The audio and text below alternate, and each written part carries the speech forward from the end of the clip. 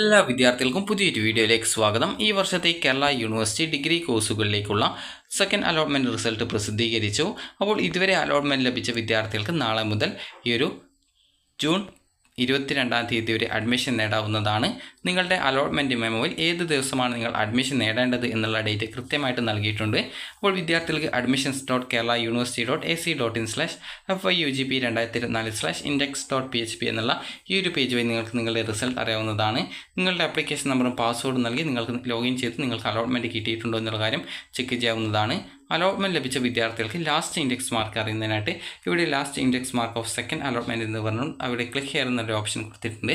അപ്പോൾ അതിൽ ക്ലിക്ക് ചെയ്ത് നിങ്ങൾക്ക് ഏത് കോഴ്സിൻ്റെ അലോട്ട്മെൻറ്റ് ലഭിച്ച വിദ്യാർത്ഥികളുടെ ലാസ്റ്റ് ഇൻഡെക്സ് മാർക്കാണ് അറിയേണ്ടത് ആ ഒരു കോഴ്സ് നിങ്ങൾ സെലക്ട് ചെയ്ത് കൊടുക്കുക.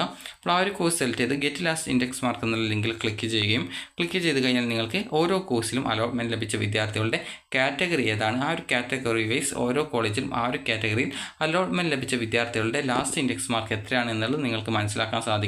അപ്പോൾ ഇത് ജസ്റ്റ് നിങ്ങൾക്ക് നോക്കിയിട്ട് അടുത്ത അലോട്ട്മെൻറ്റിൽ നിങ്ങൾക്ക് അലോട്ട്മെൻറ്റ് കിട്ടുമോ എന്നുള്ള കാര്യം അറിയാവുന്നതാണ്. ഇനി വിദ്യാർത്ഥികൾക്ക് അലോട്ട്മെൻറ്റ് ലഭിച്ചിട്ടുണ്ടെങ്കിൽ വിദ്യാർത്ഥികൾക്കുള്ള നിർദ്ദേശങ്ങൾ ഇവിടെ സെക്കൻഡ് അലോട്ട്മെൻറ്റ് പബ്ലിഷ്ഡ് എന്ന് പറഞ്ഞുകൊണ്ടും അവിടെ ഇൻസ്ട്രക്ഷൻസ് എന്ന് പറഞ്ഞുകൊണ്ട് നൽകിയിട്ടുണ്ട്. ജസ്റ്റ് അത് നിങ്ങൾ ഡൗൺലോഡ് ചെയ്തെടുക്കുക. അപ്പോൾ ഡൗൺലോഡ് ചെയ്തെടുത്ത് കഴിഞ്ഞാൽ നിങ്ങൾക്ക് അതായത് ആ ഒരു PDF-ൽ നിങ്ങൾക്ക് വേണ്ടിയുള്ള നിർദ്ദേശങ്ങൾ നൽകിയിട്ടുണ്ട്.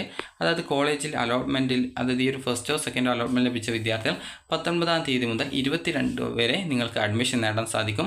അതുപോലെ തന്നെ അലോട്ട്മെൻറ്റ് ലഭിച്ചിട്ടുള്ള വിദ്യാർത്ഥികൾ നിർബന്ധമായിട്ടും സെക്കൻഡ് അലോട്ട്മെൻറ്റ് ആദ്യമായിട്ട് ആണ് കിട്ടിയതെങ്കിൽ ഫീ പേയ്മെൻറ്റ് ചെയ്യും. അതിനുശേഷം വിദ്യാർത്ഥികൾ ആ ഒരു അലോട്ട്മെൻറ്റ് മെമ്മോയിൽ പറഞ്ഞ പ്രകാരമുള്ള ദിവസം ഈ ഒരു അഡ്മിഷൻ നേടുകയും ചെയ്യേണ്ടതാണ്. ടെമ്പററി ആയിട്ടോ പെർമനൻ്റ് ആയിട്ടോ അഡ്മിഷൻ നേടാവുന്നതാണ്. അപ്പോൾ ഈ ഒരു നിർദ്ദേശങ്ങൾ നമുക്ക് നോക്കാം. അതായത് നിങ്ങൾക്ക് നിങ്ങളുടെ ആപ്ലിക്കേഷൻ നമ്പറും പാസ്വേഡും ഉപയോഗിച്ച് പ്രൊഫൈലിൽ ലോഗിൻ ചെയ്ത് അലോട്ട്മെൻറ്റ് പരിശോധിക്കാവുന്നതാണ്. അപ്പോൾ ഒന്നാം ഘട്ട അലോട്ട്മെൻറ്റിൽ ഈ ഒരു അലോട്ട്മെൻറ്റ് ലഭിച്ച് നിശ്ചിത സമയത്തിനകം സർവ്വശാല അഡ്മിഷൻ ഫീസ് അടക്കാത്ത വിദ്യാർത്ഥികളെ 2-3 ഘട്ട അലോട്ട്മെൻറ്റുകളിൽ നിന്നും ഒഴിവാക്കിയിട്ടുണ്ട്. ഈ ഒരു വിദ്യാർത്ഥികൾക്ക് താല്പര്യമുള്ള പക്ഷം 3-ാം അലോട്ട്മെൻറ്റിന് ശേഷം വരുന്ന സപ്ലിമെൻ്ററി അലോട്ട്മെൻറ്റിലേക്ക് പുതുതായിട്ട് ഓപ്ഷൻ നൽകി അലോട്ട്മെൻറ്റിൽ പങ്കെടുക്കാവുന്നതാണ്. അതായത് അലോട്ട്മെൻറ്റ് പ്രക്രിയയിൽ തുടരാൻ സാധിക്കുന്നതാണ്. ഒന്നാം ഘട്ട അലോട്ട്മെൻറ്റ് ലഭിച്ച് സർവ്വശാല അഡ്മിഷൻ ഫീസ് അടച്ച വിദ്യാർത്ഥികൾ വീണ്ടും ഈ ഒരു ഫീസ് അടക്കേണ്ടതില്ല. രണ്ടാം ഘട്ടത്തിൽ പുതുതായി അലോട്ട്മെൻറ്റ് ലഭിച്ചവർ പ്രൊഫൈലിൽ ലോഗിൻ ചെയ്ത് ക്ലിക്ക് ഹിയർ ഫോർ പേയ്മെൻറ്റ് എന്നുള്ള ലിങ്കിൽ ക്ലിക്ക് ചെയ്ത് നിങ്ങൾ ഓൺലൈനായിട്ടാണ് ഈ ഒരു ഫീസ് അഡ്മിഷൻ ഫീസ് സർവ്വശാല ഫീസ് അടക്കേണ്ടത്. അതുപോലെ തന്നെ അലോട്ട്മെൻറ്റ് ലഭിച്ച് ഒന്നാം ഘട്ടത്തിലോ രണ്ടാം ഘട്ടത്തിലോ സർവ്വശാല അഡ്മിഷൻ ഫീസ് അടച്ച വിദ്യാർത്ഥികൾക്ക് പ്രൊഫൈലിൽ നിന്നും അലോട്ട്മെൻറ്റ് മെമ്മോ ഡൗൺലോഡ് ചെയ്യാൻ സാധിക്കും. അതിൽ നിങ്ങളുടെ അലോട്ട്മെൻറ്റ് ലഭിച്ച കോളേജ്, കോഴ്സ്, കാറ്റഗറി, അഡ്മിഷൻ തീയതി തുടങ്ങിയ വിവരങ്ങൾ പരിശോധിക്കാൻ സാധിക്കുന്നതാണ്. അലോട്ട്മെൻറ്റ് മെമ്മോയിൽ പറഞ്ഞിരിക്കുന്ന തീയതിയിൽ തന്നെ കോളേജിൽ ഹാജരാവേണ്ടതാണ്. എന്തെങ്കിലും കാരണവശാൽ നിശ്ചിത തീയതിയിൽ കോളേജിൽ ഹാജരാവാൻ സാധിക്കാത്തവർ അതത് കോളേജിലെ പ്രിൻസിപ്പാളുമായി ബന്ധപ്പെടേണ്ടതാണ്. അപ്പോൾ നിങ്ങൾക്ക് മറ്റൊരു ദിവസത്തേക്ക് അഡ്മിഷൻ എടുക്കാൻ അവസരം നൽകുന്നതായിരിക്കും. അതുപോലെ താൽക്കാലിക അഡ്മിഷൻ എടുക്കാൻ സാധിക്കും. അതായത് നിങ്ങൾക്ക് ടെമ്പററി അഡ്മിഷൻ എടുക്കാം. രണ്ടാം അലോട്ട്മെൻറ്റ് ലഭിക്കുന്ന വിദ്യാർത്ഥികൾക്ക് കോളേജിൽ അഡ്മിഷൻ സമയത്ത് ടെമ്പററിയോ അല്ലെങ്കിൽ പെർമനൻറ്റ് അഡ്മിഷനോ തിരഞ്ഞെടുക്കാവുന്നതാണ്. താൽക്കാലിക അഡ്മിഷൻ എടുക്കുന്ന വിദ്യാർത്ഥികൾക്ക് യൂണിവേഴ്സിറ്റി അഡ്മിഷൻ ഫീസ് അടച്ച റെസിപ്റ്റ്, ഒറിജിനൽ സർട്ടിഫിക്കറ്റുകൾ എന്നിവ നൽകി താൽക്കാലിക അഡ്മിഷൻ എടുക്കാൻ സാധിക്കും. ഈ ഒരു ഘട്ടത്തിൽ മറ്റ് ഫീസുകളൊന്നും നൽകേണ്ട. അതുപോലെ തന്നെ എന്നാൽ ഈ ഒരു എല്ലാ ഒറിജിനൽ സർട്ടിഫിക്കറ്റും TC ഉൾപ്പെടെ കോളേജിൽ നൽകേണ്ടതാണ്.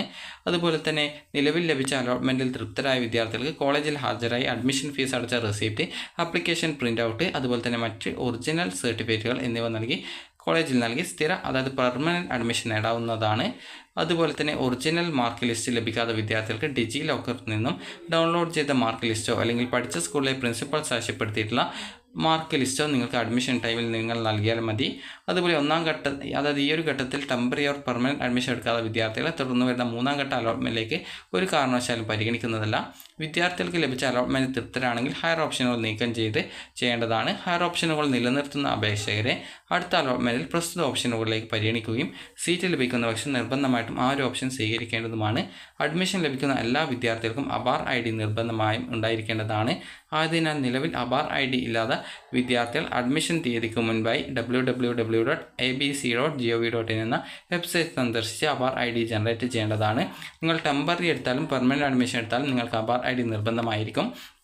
അപ്പോൾ വിദ്യാർത്ഥികൾക്ക് ഈ ഒരു വീഡിയോ ഉപകാരപ്രദമായിട്ടുണ്ടെങ്കിൽ ലൈക്ക് ചെയ്യുക, ഷെയർ ചെയ്യുക. Thank you for watching.